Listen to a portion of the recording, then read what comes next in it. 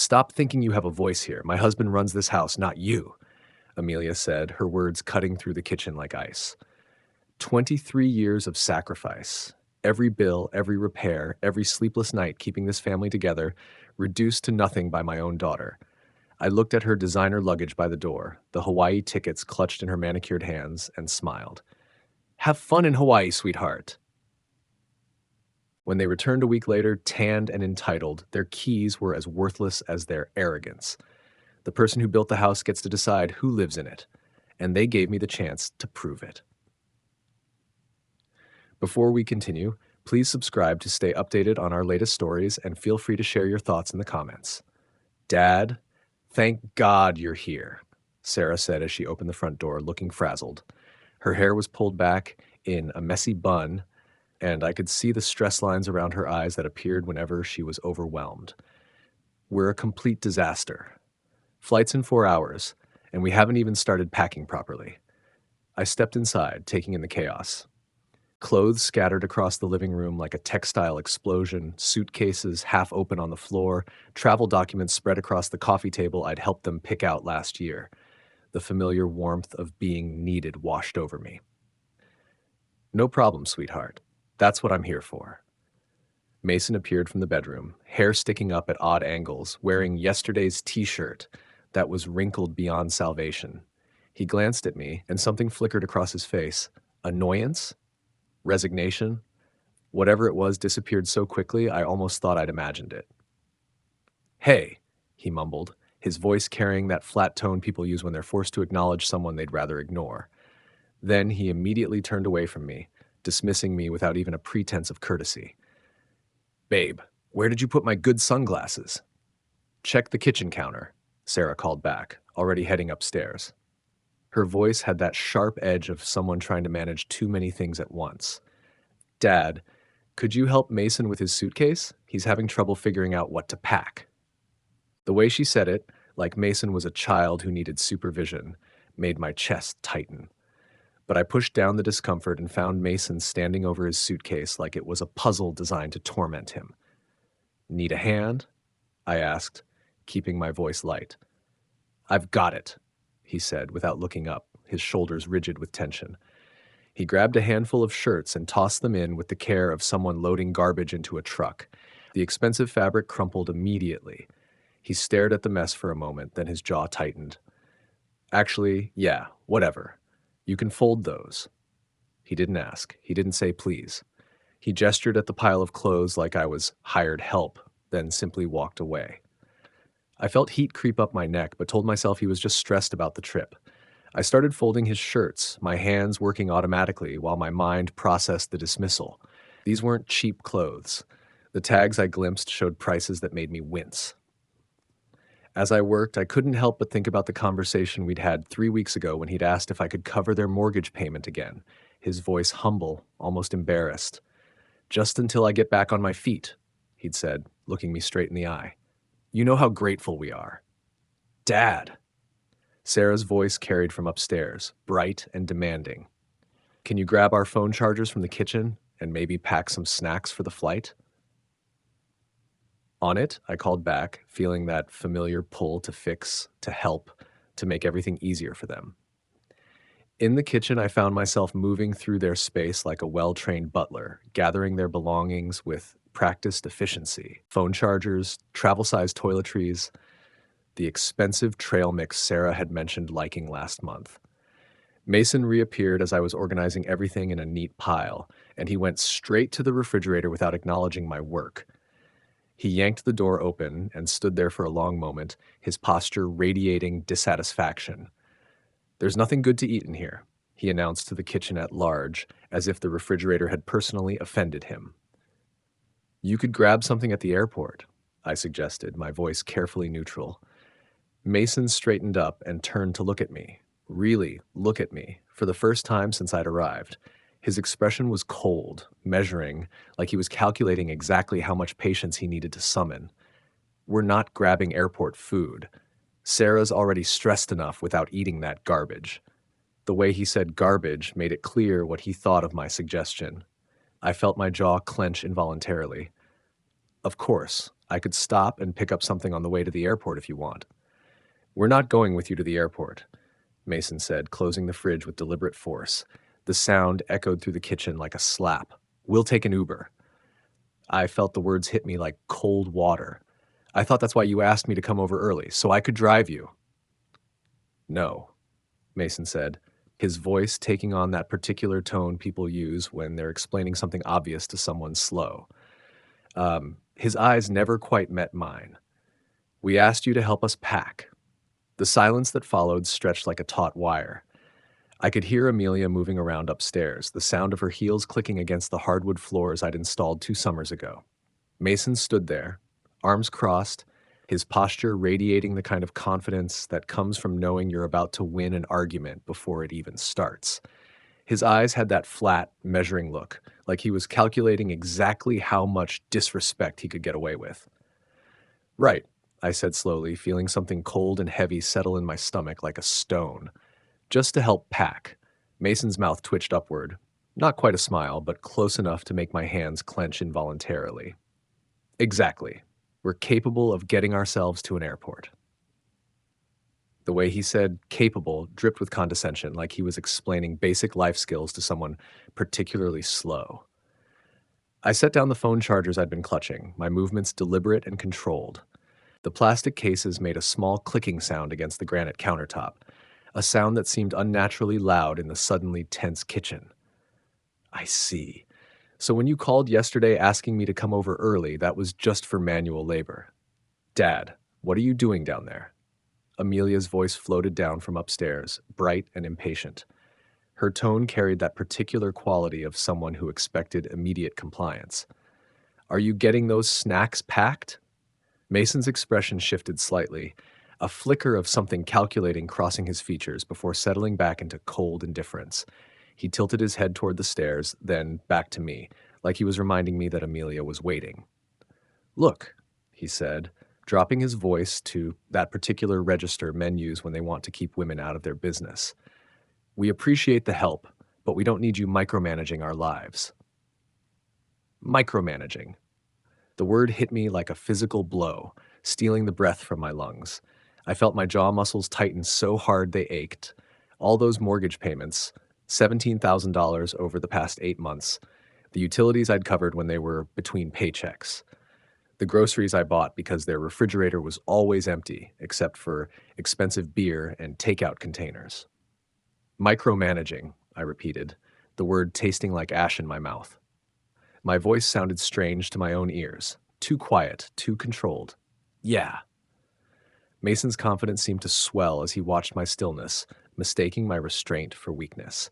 He uncrossed his arms and gestured vaguely around the kitchen, like offering to drive us everywhere, suggesting what we should eat, checking up on our plans constantly. We're adults, man. We can handle our own lives.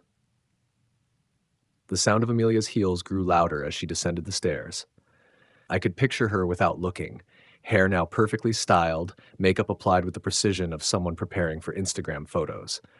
When she appeared in my peripheral vision, she looked radiant, transformed from the frazzled woman who'd begged for my help an hour ago. What's taking so long? She asked, her voice carrying that bright, artificial cheerfulness people use when they sense conflict but want to pretend everything's fine. Her eyes darted between us, reading the tension with the skill of someone who'd grown up in a house where arguments simmered beneath the surface. Just having a conversation with your dad, Mason said, his entire demeanor shifting like a mask sliding into place. His voice became warm, affectionate, normal, the tone of a loving husband. The transformation was so complete, it made my skin crawl. I watched my daughter's face as she processed the scene. Her expression cycled through confusion, assessment, then something harder. Her eyes narrowed slightly as she looked at me, and I saw her make a choice in real time, husband over father. Everything okay? She asked, but the way she positioned herself, one step closer to Mason, her body angled slightly away from me, already announced her allegiance. Your dad was just offering to drive us to the airport, Mason said, his voice heavy with the kind of patience you'd use with an overeager child. I explained that we've got it handled. Amelia's face shifted, and I watched something cold slide behind her eyes. Her mouth tightened into that particular expression she'd inherited from her mother, the look that appeared right before someone got dressed down. "Dad," she said, her voice sharp with irritation. "We've talked about this. You need to stop treating us like children." When had we talked about this? The question blazed through my mind like a fire. I felt like I was standing on the outside of a conversation that had been happening around me, about me, without me ever knowing it existed. "I was just trying to help," I said, hearing how pathetic the words sounded, even as they left my mouth. Mason snorted, actually snorted, like I'd said something amusing. "That's exactly the problem," he said, his voice gaining strength as Amelia moved even closer to his side. "You're always trying to help. We can't make a single decision without you jumping in to fix something." I looked at my daughter, waiting for her to say something, to defend me, to acknowledge that my fixing had been the only thing keeping them from losing their house. Instead, she crossed her arms and nodded along with her husband like he was delivering wisdom instead of insults.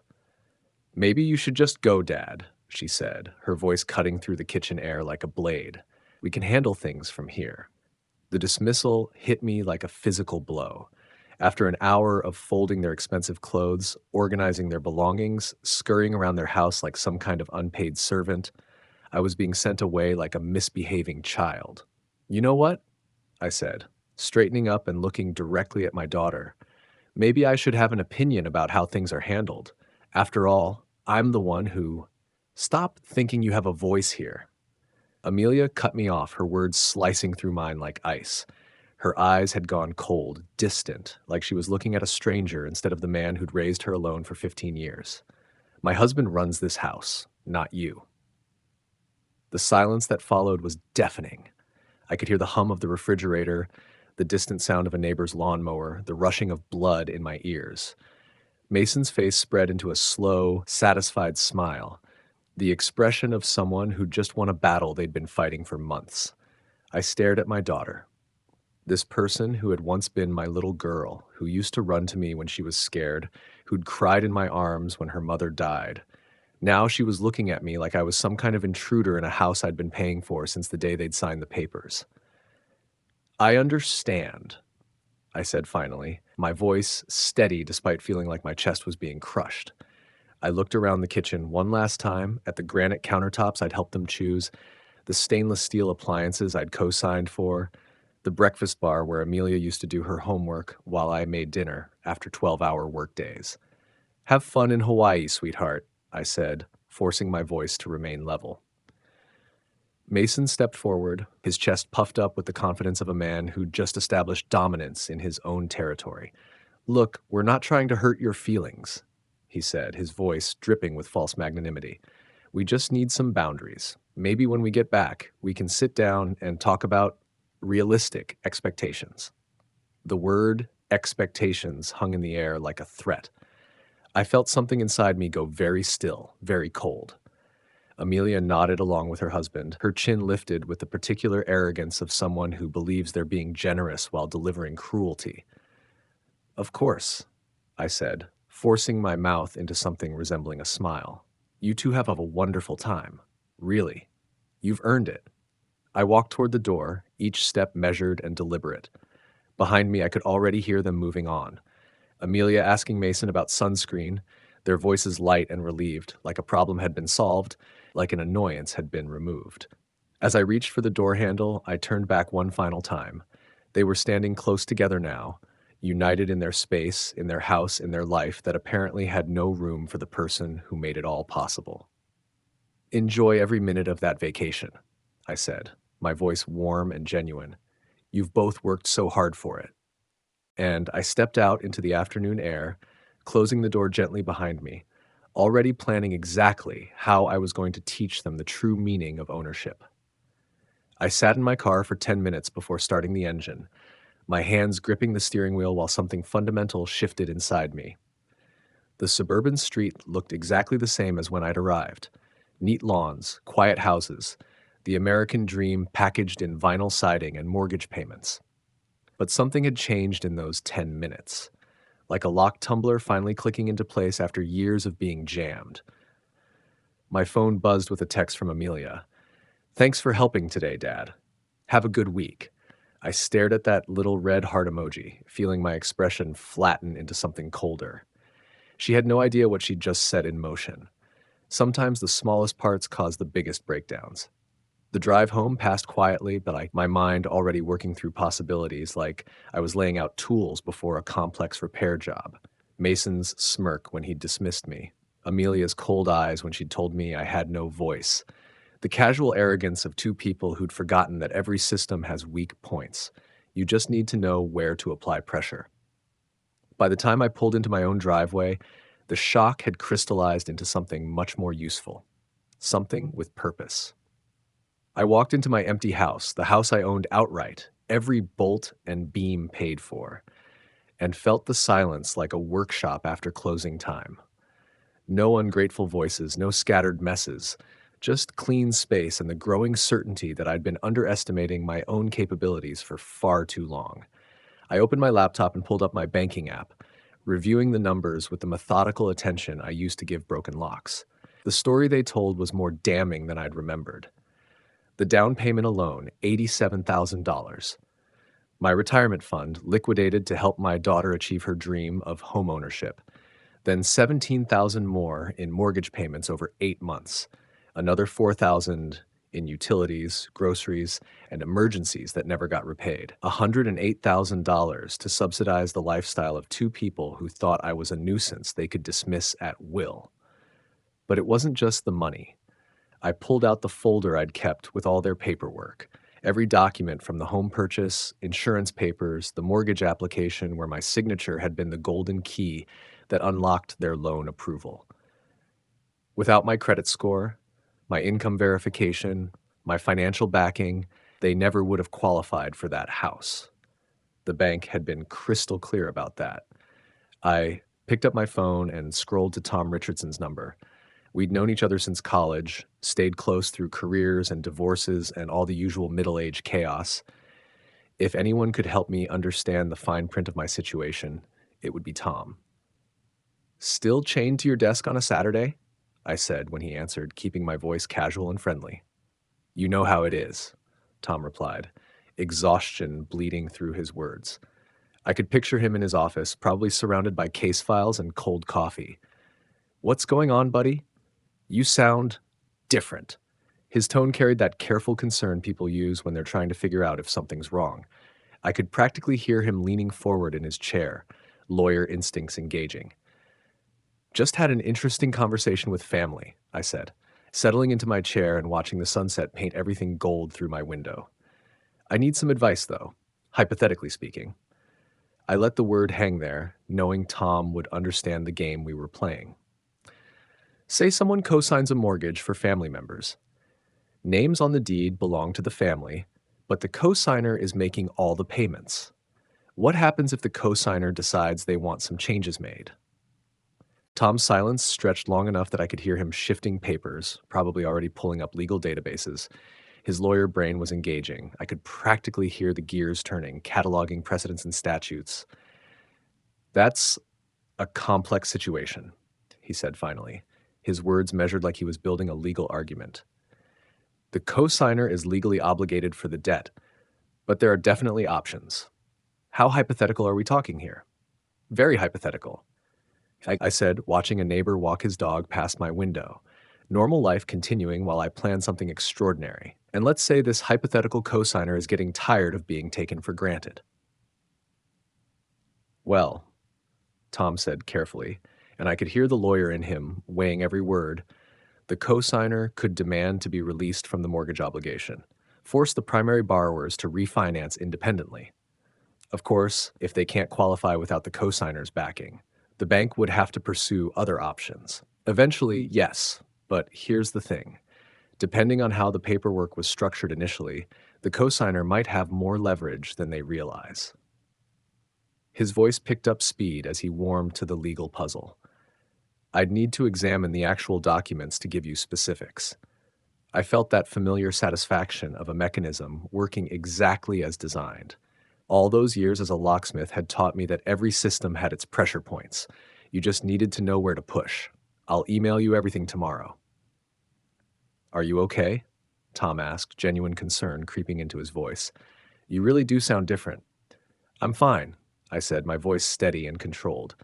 Sometimes you just need to step back and look at a problem from a different angle. After we hung up, I made myself a proper dinner, not the rushed meals I'd been grabbing between running errands for ungrateful family members, and sat at my kitchen table with a green legal pad. I wrote down everything methodically, like documenting a repair manual, every payment I'd made with dates and amounts, every emergency they'd brought to me with tearful explanations and promises to pay back, every casual dismissal, every assumption that I'd always be there to fix their problems. The list filled 3 pages and grew more revealing with each line. Then I started a new list. This one was shorter, more focused. Contact information, account numbers, the mortgage company's customer service line, the property management firm handling their insurance, small details that someone might need if they were, hypothetically, looking into the ownership structure of a particular property. The next evening, my phone rang while I was reviewing Tom's preliminary response to the documents I'd sent him the night before. Amelia's name on the screen, calling from Hawaii. Perfect timing. Hi there, sweetheart, I said, injecting just the right amount of warmth into my voice. How's paradise? Dad, it's incredible here. The resort is amazing. Her voice carried that breathless excitement of someone posting their 3rd sunset photo of the day. Then her tone shifted, becoming softer, more careful. But I wanted to call and apologize for yesterday before we left. Mason and I talked it over, and we realized we might have been a little harsh. We were just stressed about the trip, you know? I leaned back in my chair, noting how her tone had shifted from dismissive to conciliatory. Amazing how quickly people recalibrated when they sensed something might be loose in the machinery. Her voice reminded me of someone trying to oil a hinge that had already been removed from the door. Lots of careful effort, no real understanding of what was broken. Of course, honey. Don't give it another thought, I said, letting my voice carry the exact warmth she needed to hear. Pre-travel stress gets to everyone. We really do appreciate everything you've done for us. The earnestness in her voice was almost touching, like she was trying to repair something she didn't even realize was completely dismantled. You know that, right? You're the best dad anyone could ask for. I know exactly how much I've done for you, I said pleasantly, making notes as she spoke. And I want you to have the most wonderful time in Hawaii. You've both earned it. The irony of that phrase was perfect. They had earned something. All right, just not what they thought. We will, she said, relief washing through every syllable. She thought a few sweet words, and that heart emoji had fixed whatever damage had been done that afternoon. We'll definitely bring you back something special. That's very thoughtful of you, I said, already planning exactly what kind of surprise would be waiting for them. Take lots of pictures, make memories that will last. After she hung up, I sat in my quiet house feeling something I hadn't experienced in months. Not satisfaction exactly, but the calm focus that came with knowing exactly which tool to use for exactly which job. They'd given me a full week while they sipped drinks with little umbrellas and posted photos of their paradise vacation, completely unaware that their world was about to require some major structural repairs. I opened my laptop and started crafting an email to Tom Richardson, attaching every document he'd need to understand the full scope of my situation. By midnight, I'd laid out a plan as precise as a blueprint, every step carefully measured and calibrated. Tomorrow would be busy. Phone calls to make, papers to file, mechanisms to set in motion. But tonight, I just sat in my kitchen, thinking about that moment when they'd try to use their keys on locks that no longer recognized their authority. They'd taught me something valuable today, that blood doesn't guarantee loyalty, and kindness doesn't guarantee respect. It was time to teach them a lesson in return. Tom's office hadn't changed much since my last visit 3 years ago. The same mahogany desk drowning in case files, the same diplomas hanging slightly crooked on cream-colored walls, the same coffee-stained mug that had probably been there since the Clinton administration. But Tom himself looked different as he spread my documents across his desk like a mechanic laying out engine parts. His usual easygoing demeanor had been replaced by the sharp focus he reserved for cases that actually mattered. This is... wow, he said, adjusting his reading glasses and tapping the mortgage application with his pen. The sound echoed in the quiet office like a countdown timer. His eyebrows had climbed halfway up his forehead as he read, and I could see him doing calculations in his head. I sat across from him in the leather chair that had molded itself to countless clients over the years, watching his face cycle through surprise, concern, then something that looked almost like admiration. Outside his window, the city moved at its usual Monday morning pace, people rushing to jobs, unaware that someone's entire world was about to shift on its axis. "Walk me through it," I said, keeping my voice steady and businesslike. Inside, I felt that familiar calm that came from watching a professional examine your work and realize it was more complex than they'd expected. Tom leaned back in his chair, which groaned under his weight like it was carrying the burden of bad news. He ran his hand through his thinning hair, a gesture I'd seen him make when he was about to deliver news that would change someone's life. "Well, the good news is you have significantly more leverage than most co-signers." He picked up the deed and held it toward the light, studying it like a blueprint. His fingers traced the signatures, and I could see the exact moment he understood the full implications. I felt something cold and precise click into place in my chest, like tumblers aligning in a high-security lock. "What kind of rights?" "The right to demand immediate refinancing to remove yourself from the obligation." Tom's fingers drummed against the desk with nervous energy, a rapid staccato that matched the quickening pace of my pulse. "If they can't qualify for a new mortgage on their own, which based on these income statements, they absolutely cannot, the bank has to pursue alternative solutions." The way he said absolutely cannot carried the weight of mathematical certainty. I watched his face as he flipped through Mason's employment records, noting how his expression grew more grave with each page. "Such as foreclosure, eventually. But here's where it gets interesting." Tom pulled out a yellow legal pad that was already covered in his cramped handwriting. I could see he'd been working on this since dawn, coffee rings marking where he'd set his mug while calculating my options. "There's another option that most people don't know about. As a cosigner with financial responsibility, you can petition the court to force a sale of the property to recover your investment." The words hung in the air like smoke from a perfectly executed controlled burn. I watched Tom's face carefully, noting how his expression had shifted from casual consultation to something more serious. His voice had dropped to that particular register lawyers use when they're explaining how to dismantle someone's life legally. "How long would that take?" I asked, feeling my own voice steady despite the electric anticipation building in my chest. "Depends on how cooperative they want to be." Tom's smile was sharp, predatory, the expression of someone who just realized his friend held all the cards in a game the other players didn't even know they were playing. "If they fight it, maybe 6 months. If they're smart and work with us, we could have this resolved in 30 days.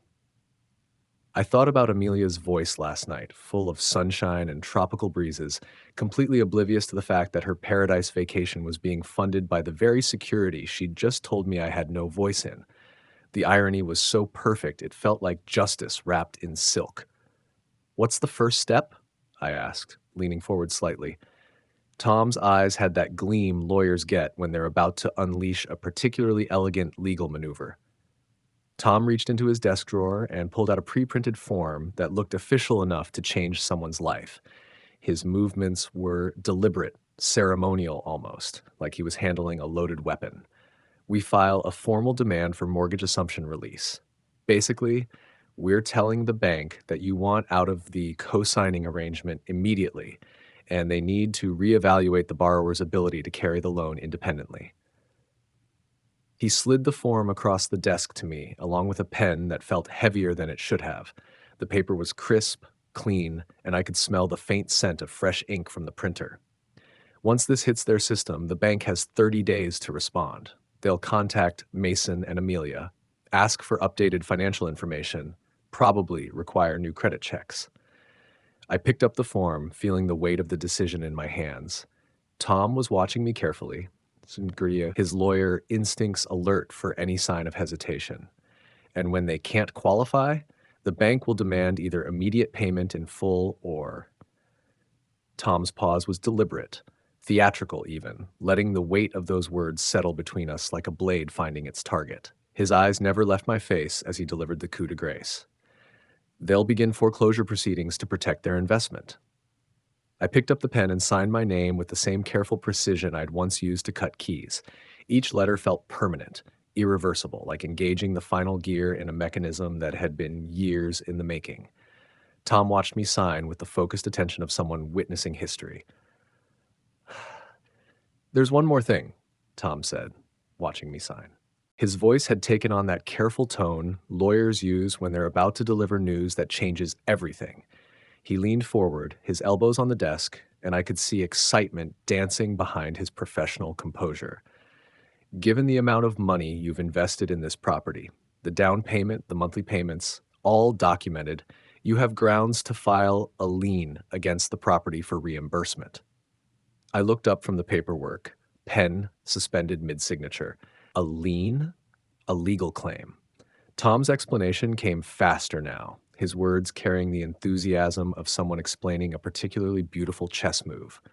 "If the house gets sold, whether through foreclosure or private sale, you're first in line to recover your $108,000 before anyone else sees a penny." His expression was deadly serious now, but I could see satisfaction lurking in his eyes. "It's not just about getting you off the mortgage, it's about getting your money back." The second form he handed me was thicker, more complex. The paper felt substantial under my fingers, weighted with legal authority.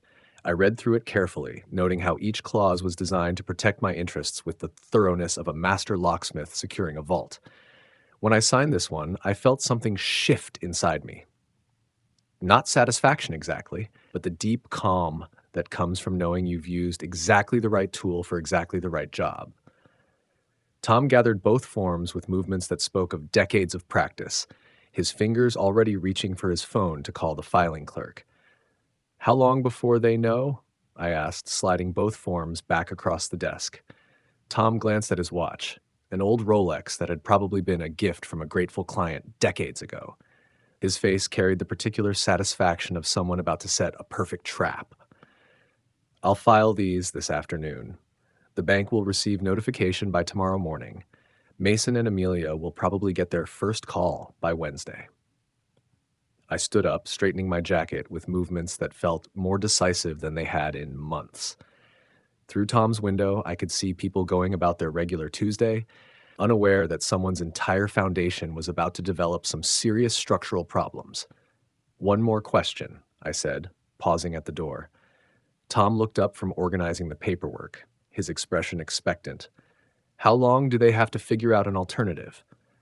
Tom's smile was the expression of someone who just helped a friend install a particularly elegant piece of justice. He set down his pen and folded his hands, savoring the moment. 30 days from when the bank notifies them, assuming they get the call Wednesday. He did the math in his head, his eyes gleaming with professional satisfaction. They'll need to have a solution by the time they get back from Hawaii. That's only 5 more days. I walked to my car, feeling lighter than I had in months. Not happy exactly. This wasn't about happiness. It was about balance, about showing two people who'd forgotten the value of respect exactly how much their disrespect was going to cost them. By the time I reached my house, the afternoon sun was painting everything in shades of gold. Somewhere in paradise, Mason and Amelia were about to discover that even in Hawaii, reality has a way of finding you. I made myself a sandwich and sat at my kitchen table, thinking about keys and locks and the fundamental truth that every system has a point of failure.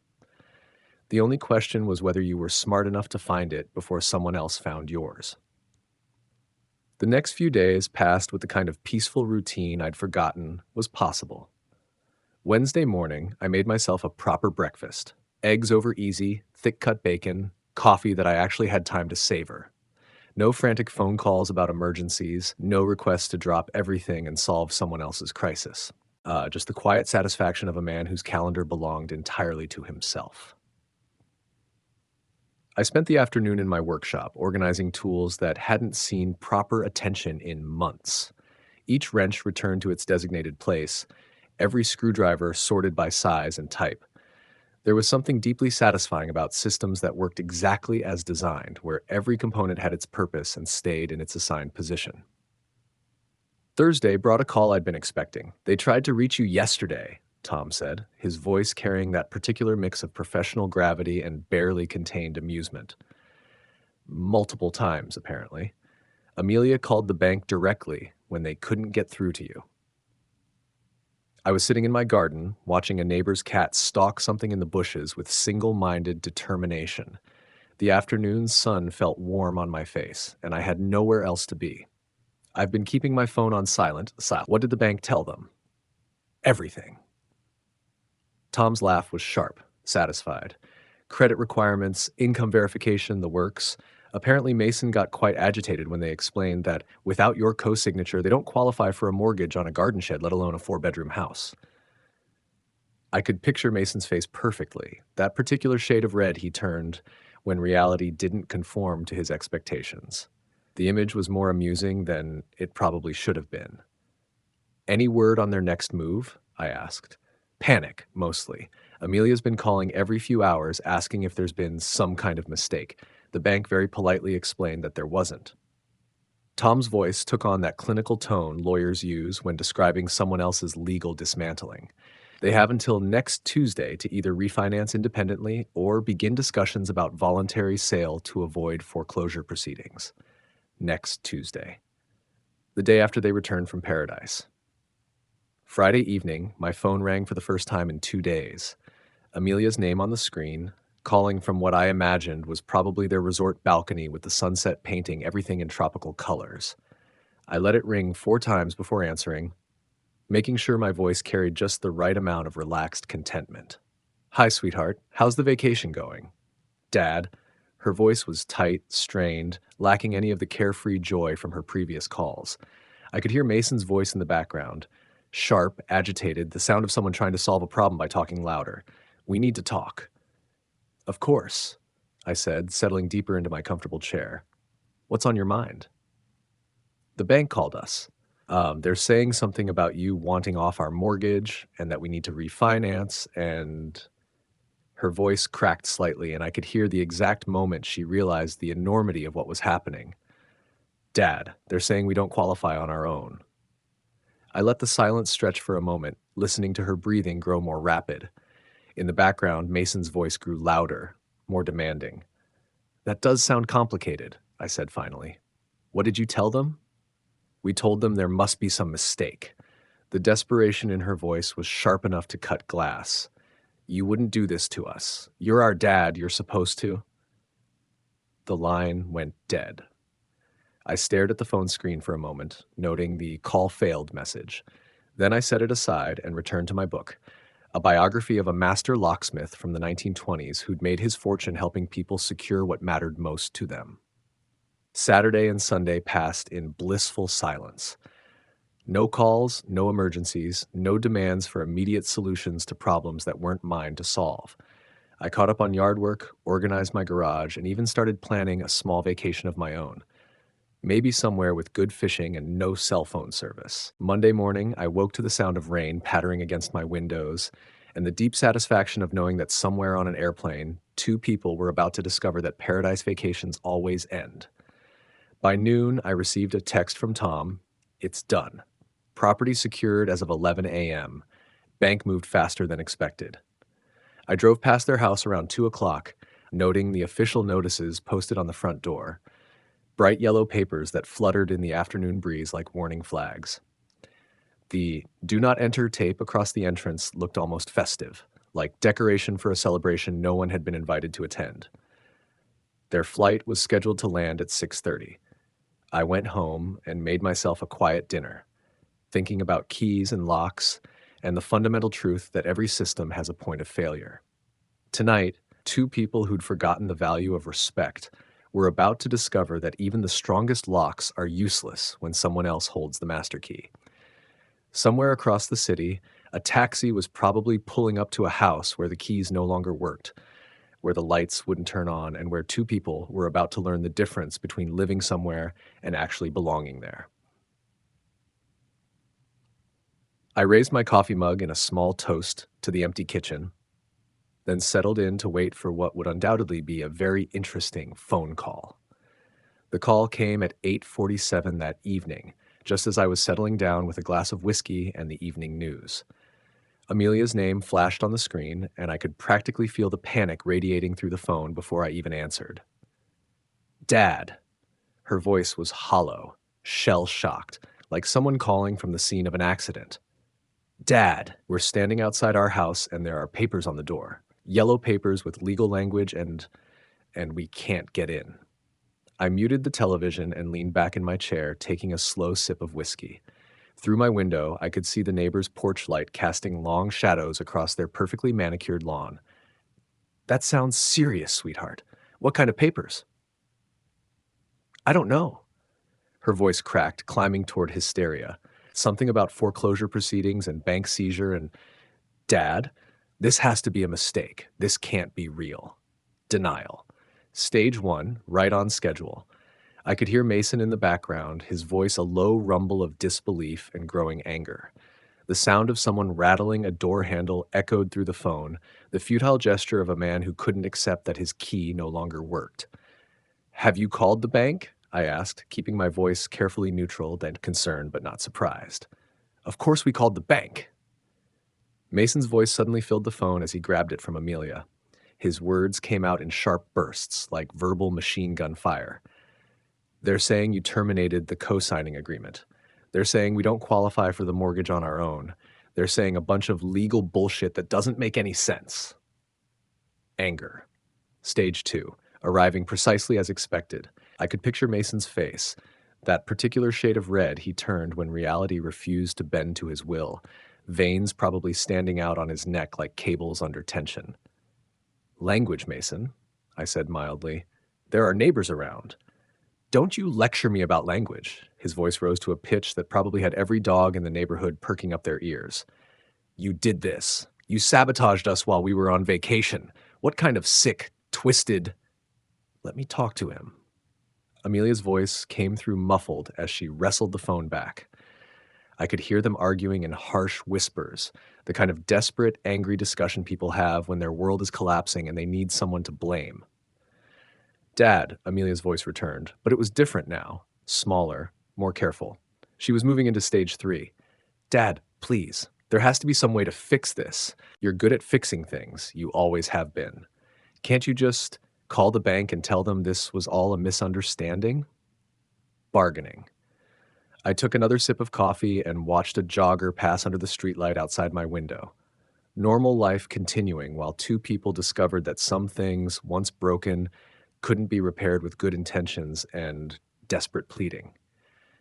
"I'm afraid that's not how legal documents work, honey," I said, letting genuine regret color my voice.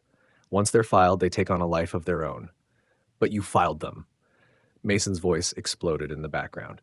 "You can unfile them." "Actually?" "No." I set down my coffee and walked to my kitchen window, looking out at the dark street where somewhere a taxi had recently dropped off two people whose vacation was about to become a very expensive lesson. Legal proceedings, once initiated, follow their own timeline. The bank has to protect their interests now. Their interests? Amelia's voice climbed again, but this time it was edged with something sharper than panic. The first hint of real understanding was creeping in.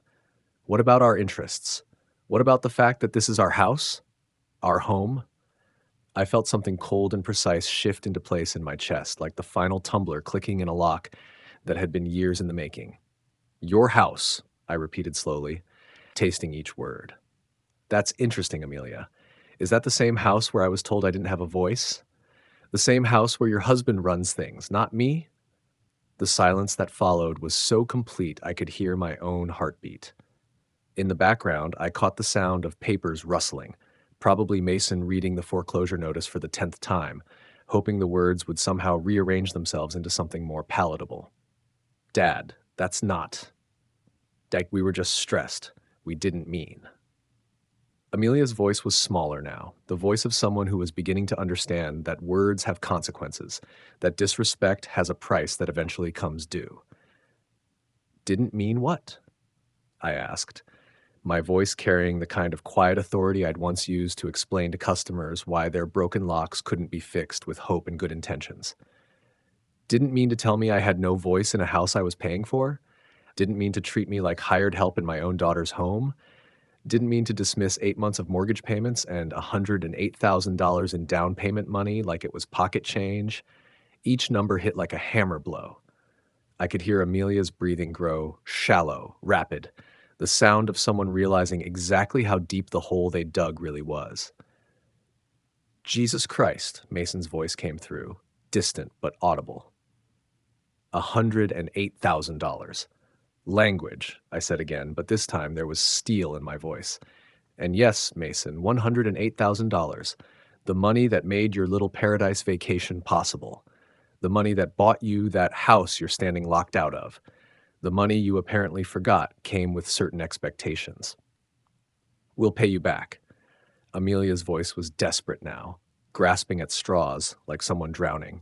We'll get second jobs, we'll sell the cars, we'll do whatever it takes. Just please, Dad, please fix this. I closed my eyes for a moment, remembering a little girl who used to run to me with skinned knees and broken toys, trusting that Daddy could fix anything. That little girl was gone now, replaced by a woman who'd forgotten that respect was the foundation upon which all relationships were built.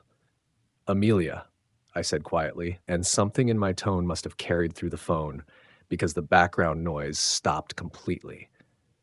Do you remember what you said to me right before you left? About who runs that house? The silence stretched like a cable under tension, ready to snap. Well, I continued, my voice steady and implacable as a closing vault door, it turns out you were wrong. The person who pays for something gets to decide what happens to it. The person whose credit made it possible gets to determine the terms. The person whose money keeps the lights on gets to choose who lives there. You can't do this. Mason's voice came through, but it lacked the anger from before. Now it just sounded hollow, defeated. This is our home. No, I said, and in that single word was the weight of every mortgage payment, every utility bill, every moment of disrespect I'd swallowed in the name of family harmony. This was my investment. My money, my credit, my risk. You just lived there. I could hear Amelia crying now, soft broken sounds that might have moved me a week ago. But I'd learned something valuable in the past few days. That kindness without boundaries wasn't kindness at all. It was just weakness wearing a smile. There's a motel about 6 miles south on Highway 9, I said, my voice carrying the finality of a door closing. They take credit cards. I suggest you call them before it gets too late. Dad, please. You taught me something important this week, I said, cutting her off. You taught me that blood doesn't guarantee respect, and that family is a privilege that has to be earned, not a right that can be taken for granted. I could hear Mason swearing in the background, his voice carrying the particular fury of a man who just realized he'd been playing a game where someone else held all the cards. But Amelia's voice, when it came, was different. Smaller. The voice of someone who was finally beginning to understand the true cost of her choices. What do we do now? She whispered. I looked around my quiet house, my house, where every stick of furniture belonged to me, where no one questioned my voice or my authority, where respect wasn't a foreign concept. That, I said gently, is no longer my problem to solve. I ended the call and turned off my phone, then returned to my whiskey and the evening news. Tomorrow would bring lawyers and negotiations and the complex process of unwinding the financial entanglements that bound us together. But tonight, I just sat in my peaceful house and reflected on the fundamental truth that every locksmith learns eventually. Some doors, once closed, are never meant to be opened again. The person who controls the keys controls everything. And I just reminded 2 people who'd forgotten that lesson exactly how much power a single key could hold. 3 months later, I came across a small real estate listing in the classifieds. Foreclosure sale, 1247 Maple Drive, 4BR 3BA Colonial, bank motivated. The address was familiar, though the price was significantly lower than what it had been worth when I'd helped finance its purchase. Tom had handled the legal proceedings with his usual efficiency. The house had sold quickly, and I'd recovered my $108,000 plus interest and legal fees. Amelia and Mason had moved in with his parents across town. both working retail jobs now. But work had a way of teaching lessons that comfort never could. I'd been tempted to reach out to try and repair what had been broken. But every time I lifted the phone, I remembered Amelia's voice telling me I had no voice in their lives. I remembered being treated like hired help in a house I was paying for. Some lessons could only be taught through experience. And some relationships, once broken by disrespect, required more than apologies to repair. They required fundamental change. I wasn't angry anymore. That emotion had burned itself out, replaced by understanding. Love without boundaries wasn't love at all. It was enabling. Family wasn't defined by blood alone, but by mutual respect and genuine care. The locksmith trade had taught me that security wasn't about building walls. It was about controlling access, about ensuring that those granted entry understood the value of what they'd been given. Family relationships operated on the same principles. Did I miss my daughter? Every day. Did I regret teaching her that actions have consequences? Not for a moment, because sometimes the most loving thing you can do is stop enabling someone's worst impulses. Sometimes respect has to be demanded before it can be given. And sometimes the person who loves you most is the one who refuses to let you take that love for granted. The person who controls the keys doesn't just control access to buildings, they control access to their own peace, their own self-respect, and their own future. And sometimes the most important door you can close is the one that lets people walk all over you.